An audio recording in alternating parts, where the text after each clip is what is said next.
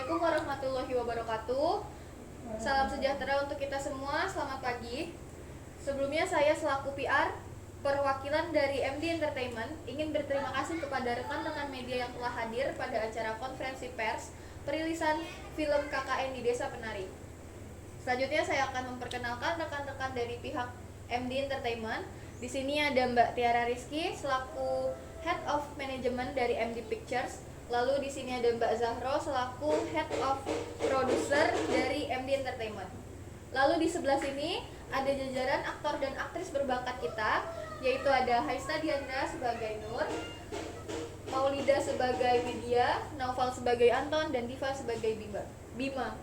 Tentunya acara bahkan film ini tidak akan berjalan lancar tanpa campur tangan dari sosok akun Simple Man. Beliau hadir dalam pertemuan virtual bersama kita pagi ini.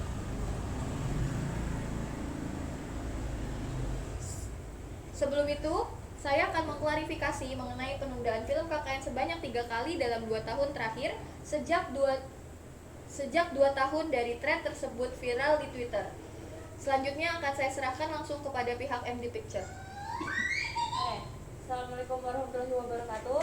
Salam sejahtera bagi kita semua. Saya Tiara Rizky selaku Head of Management MD Picture akan memaparkan alasan adanya penundaan film KKN di Desa Penari ini. Yang pertama, karena terjadinya pelonjakan COVID-19 yang ada di Indonesia pada saat itu. Yang kedua, juga masuk sebagai strategi dari pemasaran kita. Selanjutnya ada akses untuk masuk ke bioskop itu masih terbatas kan. Jadi kita kayak tidak memungkinkan untuk menayangkan film ini secara bersamaan. Selanjutnya kita menukar jadwal film dengan film menggaris waktu yang kita buat juga. Lalu kita juga akan karena niat kita juga ingin menayangkan pada mendekati pada hari raya Idul Fitri seperti itu. Oke, dari berbagai alasan tersebut, pihak MD Pictures bisa menyimpulkan nggak sih bahwa KKN ini akan tetap tayang walau sudah banyak sekali kalangan masyarakat yang merasa kecewa dan euforia di masyarakat itu sudah mulai menurun. Bagaimana tanggapannya? Kami selaku pihak MD Entertainment yakin untuk tetap Kami pihak MD Entertainment yakin untuk tetap menayangkan film ini yang awal mulanya berawal dari Twitter yang seperti kalian tahu itu berasal dari akun Simple Man yang kemudian viral dan tweet itu kan tweet yang dibuat oleh Simple Man berdasarkan kisah nyata yang pastinya menarik perhatian banyak orang kala itu. Dan kami pihak MD Entertainment berusaha menyajikan visualisasi dari tweet tersebut dengan ditambah sinematografi yang apik serta alur cerita yang sudah tersusun dengan rapi. Film ini pun kami yakin tidak seperti film horor Indonesia yang lainnya yang banyak jump scare atau lainnya itu karena di film ini banyak nilai moral seperti etika ketika berada di pedalaman sekaligus menghormati keyakinan desa tersebut. Jadi bagaimana kita bertingkah laku, di situ ada nilai-nilai yang akan kita dapat dari film tersebut. Dan film ini dan terdapat juga nilai budaya yang bertujuan untuk mengenalkan budaya Indonesia kepada luar karena film ini pun akan tayang di Malaysia. Oke, kira-kira alasan MD Entertainment memilih tanggal 30 April 2022 yang dimana mendekati Hari Raya Idul Fitri ini sebagai tanggal rilis itu apa? Adakah alasan khususnya? Seperti yang sudah dipaparkan oleh Ibu Tiara, Mbak Baju, dipaparkan oleh Mbak Tiara. Awalnya film KKN itu awalnya film KKN akan tayang pada awal tahun 2020. Namun saat itu Indonesia terkena pandemi COVID-19 yang membuat film ini batal penayangannya. Lalu di saat 2021 KKN ini pun akan rilis juga akan tayang, namun di saat sudah menurun banyaknya mal-mal yang belum membuka akses ke bioskop. Dan yang ketiga, kita itu mendapatkan jadwal tayang tanggal 24 Februari tahun 2022. Namun saat itu pihak MD melihat bahwa ada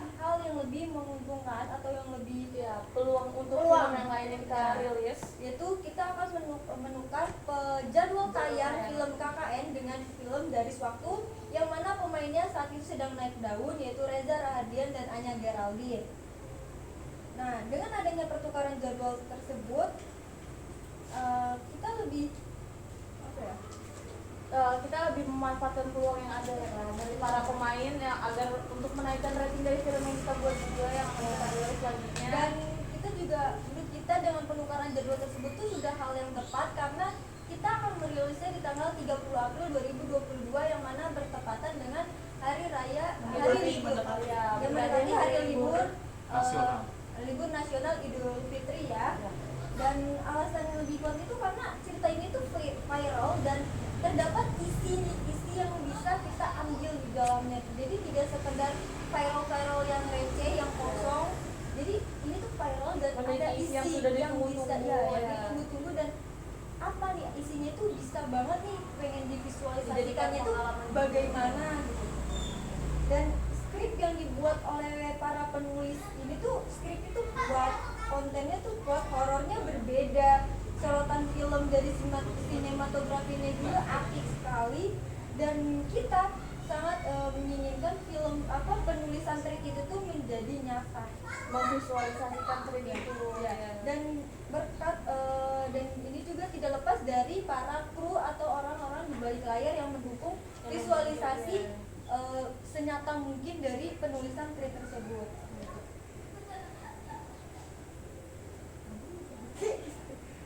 Terutama Scriptwriter. oh Ya. jadi terutama para scriptwriter dan juga simpleman yang bekerja sama dalam menyusun alur cerita untuk ditayangkan di film tersebut itu seperti apa agar lebih mudah dicerna, diresapi oleh para penontonnya dan kita juga yakin film horor KKN ini tetap bisa bersaing di box office Indonesia setelah turunnya angka COVID-19 dan rilis di tanggal 30 April nanti. Para media. Oh, ada media. Betul. Oh iya. Ada media. Oh iya, gue langsung mungkin dia. Oh. Dan itulah meyakinkan saya agar tetap menayangkan film tersebut Gitu. dan berikan minat dari negara lain yang cukup tinggi. Jadi oleh itu saya perkenalkan scriptwriter dari film KKN di Desa Penari. Saya sebagai scriptwriter KKN di Desa Penari sangat terbantu sekali dengan adanya tweet yang dibuat oleh Simple Man ini. Karena menurut saya Simple Man ini adalah orang yang cukup pintar. Apa yang dia tulis, apa yang dia tulis di Twitter itu sesuai dengan kisah nyata dari narasumber yang bersangkutan dan juga menggunakan bahasa yang sesuai dengan skenario film. Jadi bagi saya hal itu sangat menguntungkan dan cukup efektif dalam pembuatan skrip dan alur. Selanjutnya kepada para media saya akan perkenalkan penulis asli dari Twitter KKN di Desa Penari yaitu Simple Man. Halo, saya Simple Man. Saya sebagai penulis strip KKN di Desa Penari. Saya mewawancarai narasumber yang terlibat di kejadian di Desa Penari. Sekaligus saya juga meminta izin untuk menceritakan kembali agar semua pembaca tahu banyak hal dari apa yang bisa kita ambil dari cerita ini. Dari cerita yang kita ambil sebagai latar belakang yang sesuai untuk taruh gue yang mana sih? Oh ya, dari cerita ini kita dapat mengambil berbagai latar belakang yang sesuai untuk memerankan para tokoh di cerita ini. Iya. Ya, selanjutnya kita dari para pemain nih, kita minta tanggapannya gimana sih pas waktu di lokasi syuting. Nur dulu. Mungkin bisa dimulai dari Nur ya, teman-teman. Kalau dari pesan dan kesan saya memerankan sebagai Nur itu adalah yang pertama saya merasa bahwa saya tuh lebih bijak pada saat memerankan Nur di dalam film tersebut. Nah, tetapi saya juga kadang merasa bahwa emosi saya tuh tidak terkontrol karena adegan film tersebut tuh tidak menjiwai apa yang terjadi pada saya gitu. Terus saya juga ketika saya memerankan tarian saya merasa bahwa lebih luas karena saya sejak SD saya bisa menari. Terus saya pun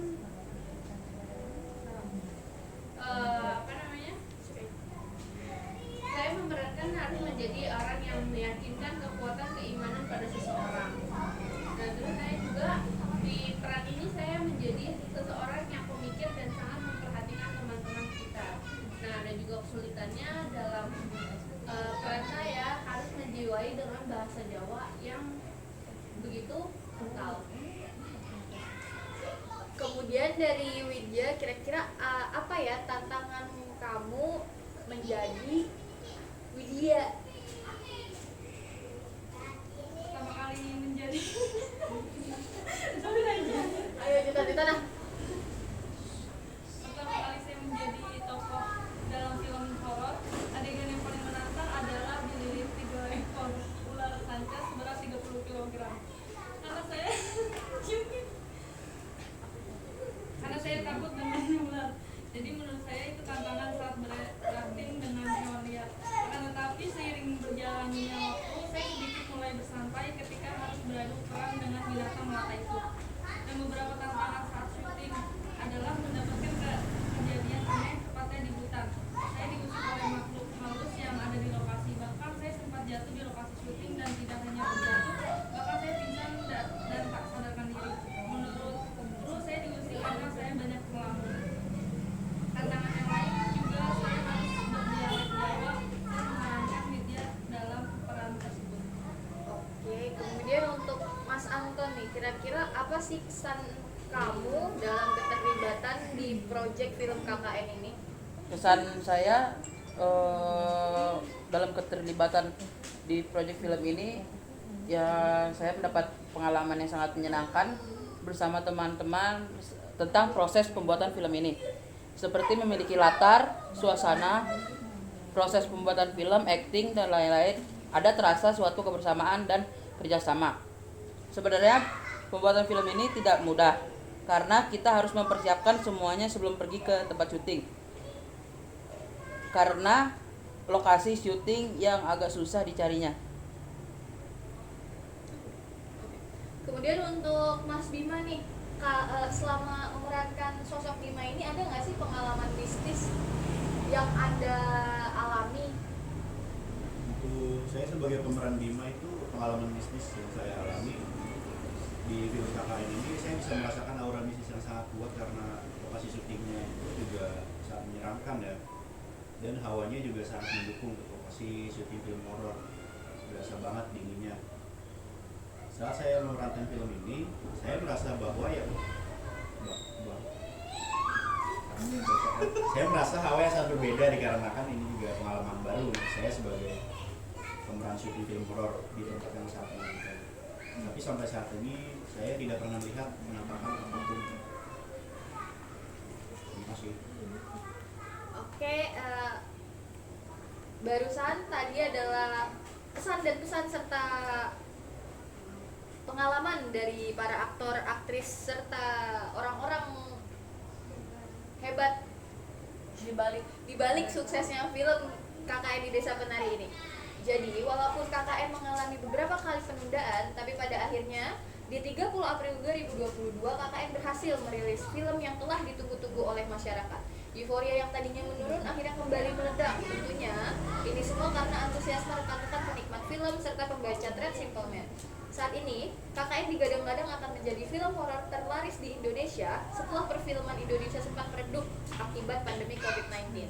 Ini juga merupakan titik awal bagi MD Picture dalam memproduksi film-film layar lebar berkualitas di Indonesia. Sekian konferensi pers yang kami adakan. Terima kasih untuk kepada rekan-rekan media, juga kepada netizen yang ikut meramaikan baik di sosial media maupun di layar lebar. Bandara Wuhi menunggu kedatangan kalian di bioskop. Maju terus perfilman Indonesia. Makin, Pak.